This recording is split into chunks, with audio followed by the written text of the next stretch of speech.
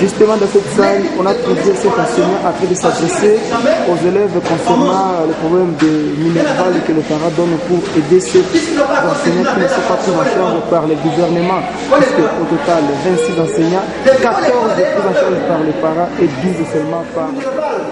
Justement, c'est sur le minéral que ces enseignants ont s'adresser aux élèves pour parer ces problèmes.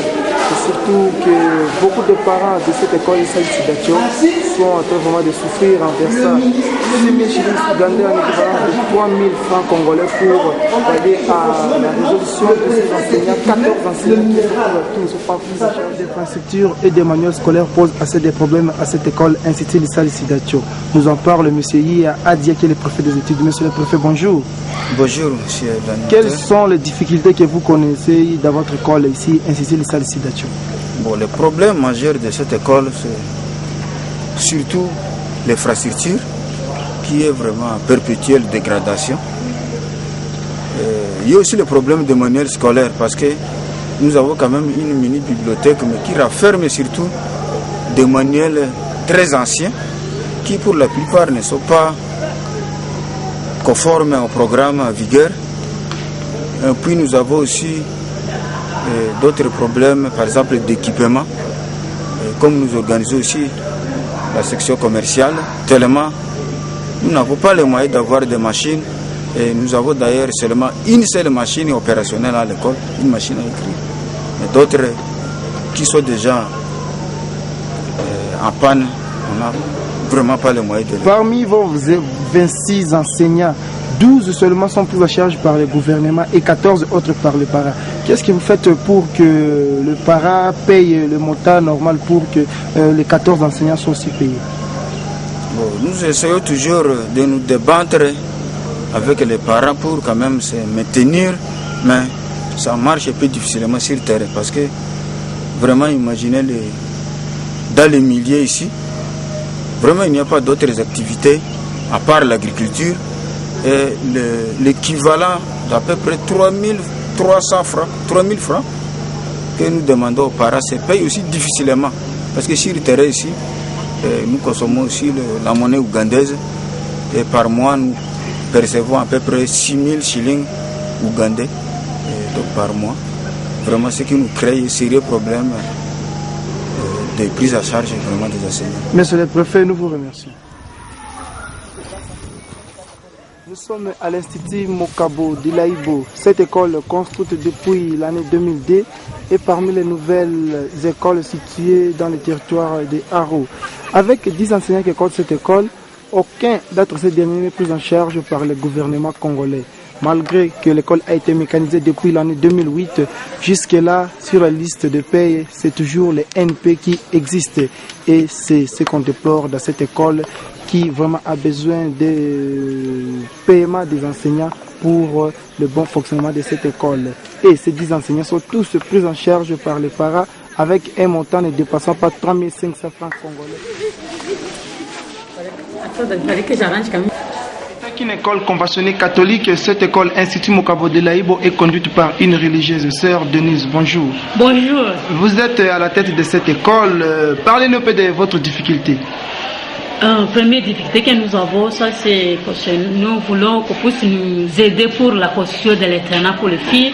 Parce que depuis que cette école a été implantée, la pédagogie, et nous accueillons beaucoup de filles qui arrivent à l'école ici, sauf seulement nous manquons la salle pour les rassembler. Les parents avaient réfléchi quand même de construire un internat à l'aide des pères blancs qui sont partis. Alors maintenant, nous sommes dépassés. Alors nous demandons peut-être une personne de bonne volonté pour nous aider, pour continuer avec cette construction de l'internat. Votre école a été mécanisée depuis l'année 2008. Il y a de cela presque 3 ans. Vos enseignants ne sont pas toujours payés par le gouvernement. Non. Et c'est regrettable pour nous. Parce que nous sommes devenus des esclaves maintenant des élèves. Parce que les élèves nous disent nos salaires se trouvent dans leurs poches. Alors nous sommes humiliés. Quand vous êtes humilié, quel est le montant un peu qui est fixé que le parent paye par élève? Il paye 7 000 shillings par mois. Avec une équivalence de 3 500 francs congolais. Oui. Et qui est payé difficilement aussi. En tout cas, sœur Denise, nous vous remercions. Oui, merci beaucoup. Merci pour votre visite. Santé, voici l'hôpital général de référence de Laïbo, toujours dans le territoire de Arou. Cet hôpital, qui est un grand patrimoine de la santé dans le territoire d'Arou, a comme nombre d'infirmiers total 25 et 11 personnels d'appoint qui assistent à de différents travaux dans cet hôpital. Leur prise en charge, c'est un autofinancement et aussi l'apport local. Avec un seul médecin, l'insuffisance au niveau des consultations, puisque on estime à 350 malades par mois. C'est ce qui nous a révélé le médecin directeur de cet hôpital, le monsieur Djadri Pario Patrick, qui est le docteur et le médecin, l'unique médecin de cet hôpital, où il a demandé surtout l'apport et disons un autre médecin puisse venir et un laboratoire pour pallier à des différents cas qui sont enregistrés dans cet hôpital. Bonjour. Bonjour.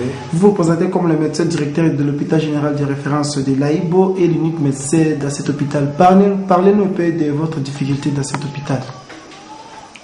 Comme difficulté principale, nous avons surtout une baisse de fréquentation. L'hôpital, ça fait plus de 3 ans. Donc, baisse de fréquentation, cela est dû à quoi? Bon, la baisse de fréquentation, cela est dit d'abord, l'hôpital a été abonné par des grandes sociétés tabacicoles qui étaient sur place ici.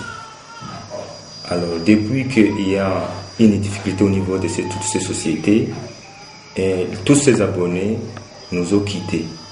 Alors ça, c'est d'abord de 1. De 2, nous avons des difficultés avec des charlatans qui sont dans des pousses. Troisièmement, nous avons la référence des centres de santé vers l'hôpital a baissé très sensiblement. Alors, concernant des matériels chirurgicaux, vous avez de matériel qui suffisent pour faire toutes des interventions chirurgicales? Non. Au niveau de l'hôpital, nous avons seulement des paquets complémentaires d'activité et suffisants.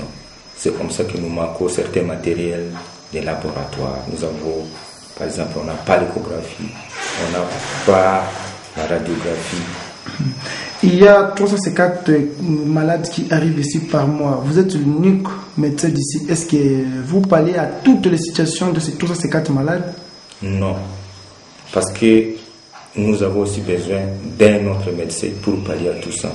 Parce que la consultation moyenne des médecins, moi l'unique, ça fait à peu près 70 malades mensuels. Alors avec vos 25 infirmiers, j'espère que tous les malades sont satisfaits? Oui, pour ça, tous les malades sont satisfaits.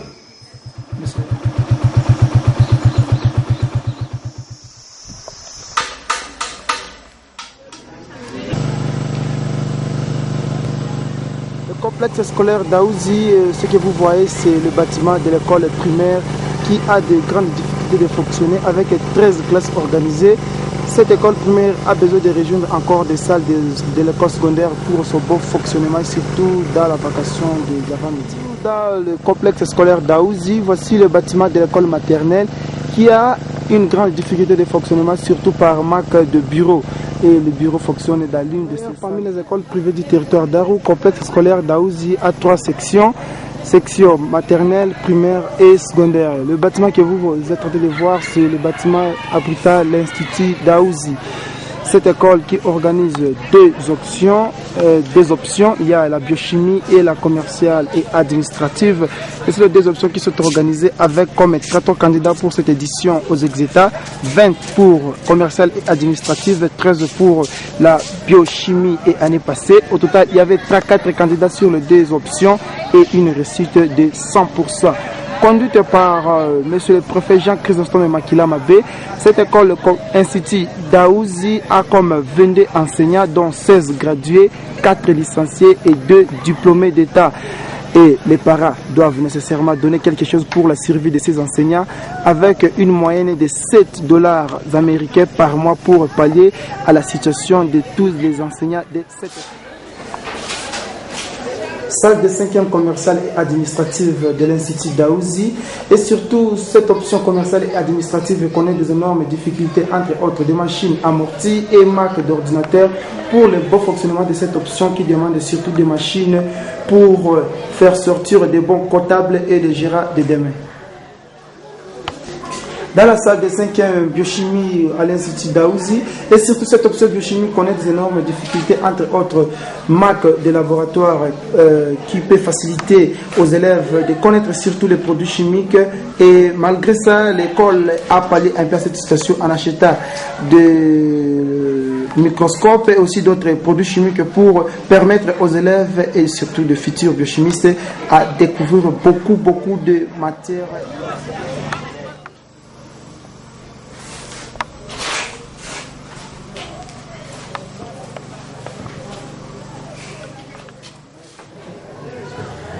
On n'a pas fait la ronde de cette école. Monsieur le préfet Jacques Chrysostome Makila Mambi nous parle des grandes difficultés qu'il rencontre dans cette école. Monsieur le préfet, bonjour. Bonjour, monsieur. Vous êtes à la tête de l'Institut Daouzi. Parlez-nous un peu des grandes difficultés que vous rencontrez dans cette école. Merci, monsieur le journaliste, de m'avoir accordé la parole. Comme difficulté de l'école, le complexe scolaire Aouzi a une énorme difficulté de découvrir son promoteur, pourtant bien identifié par l'arrêté ministériel numéro MINEP-SP /CABMIN /013/2004 portant agrément et autorisation de fonctionnement de cette école privée dans la province orientale, surtout dans son article 3. En outre, nous retenons les difficultés suivantes: la construction des bâtiments scolaires et leur équipement, laboratoire, machines à écrire, ordinateurs, imprimantes, photocopieuses, groupes électrogènes, pupitres, ainsi que l'internat.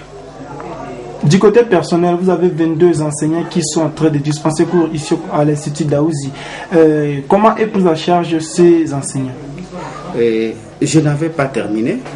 Il y a encore le camp des enseignants, l'électrisation et l'eau au camp des enseignants, le salaire du personnel enseignant, ainsi que les avantages sociaux pris en partie, je l'ai dit et je répète, pris en partie la compagnie, c'est-à-dire les soins médicaux, scolarisation, transport, le paiement des décomptes finaux aussi par le comité des parents et non par le promoteur, bien identifié. Ça veut dire le salaire est payé en partie par les parents et en partie par la compagnie. Monsieur le préfet, nous vous remercions.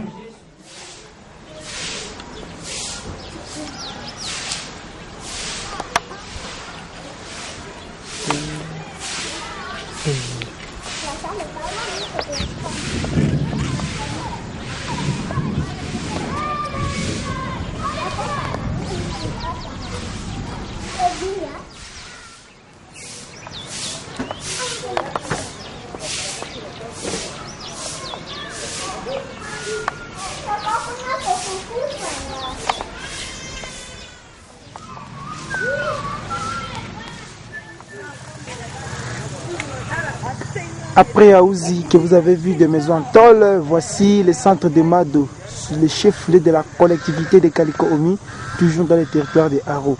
Cette collectivité de Kaliko-Omi se trouve parmi les 8 collectivités qui composent le territoire de Haro dans le nord-est de la République démocratique du Congo. Le plein centre de Mado que vous êtes en train de voir sur tronçon routier entre la cité d'Ariwara et la cité de Mado, qui est le chef-lieu de la collectivité chefferie de Kaliko.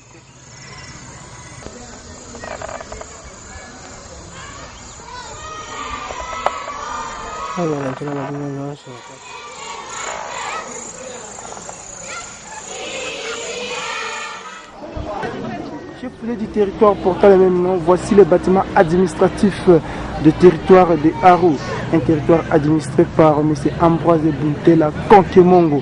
Vraiment, c'est la sainte de ce bureau qui est comme l'office principal du territoire général du bâtiment administratif du territoire de Haro. Haro qui est parmi les territoires qui comportent la province orientale et aussi la République démocratique du Congo. Le territoire est toujours administré par M. Ambroise Buntela. On observe le bureau de l'Office congolais de contrôle OCC Le bureau de la DGD, la Direction Générale des Douanes et Accises, situé juste à la frontière avec l'Ouganda. On voit aussi le bureau de la DGRAD et pourquoi pas le bureau de la sous-division de l'EPSP de Aru. C'est quelques bureaux qui sont situés dans les plein centre de la cité de Aru, à la frontière avec l'Ouganda. Et cette frontière est située pas moins de 3 km de là où ces images sont prises. Toujours dans la cité d'Aru, voici le lycée Adialemi, le plus grand lycée qui comporte le territoire d'Aru. Et ce lycée héberge beaucoup d'enfants, surtout des filles. C'est des scolarisations. Et c'est une école conventionnée catholique, le lycée Adialemi, comme on venait de dire tout à l'heure, c'est le plus grand lycée dans le territoire de Aru.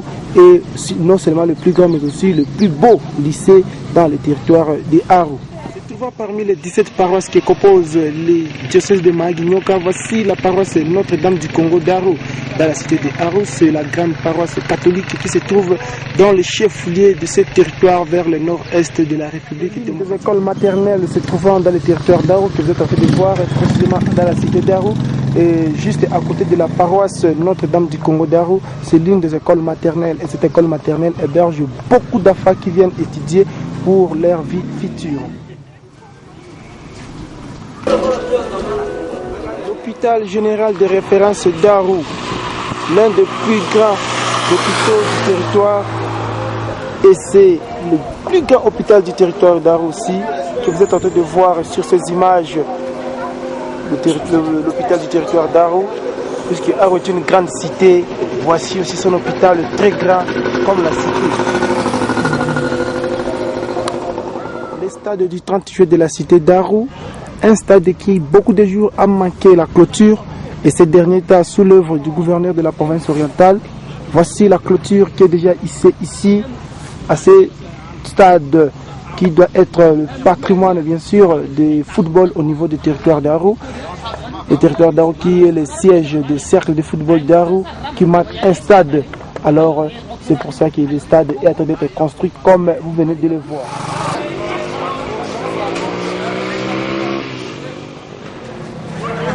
C'est l'Institut supérieur pédagogique d'Aru, ISP Aru, que vous pouvez voir avec les étudiants en ambiance de valeurs bâtiment. Ici le plein centre d'Aru.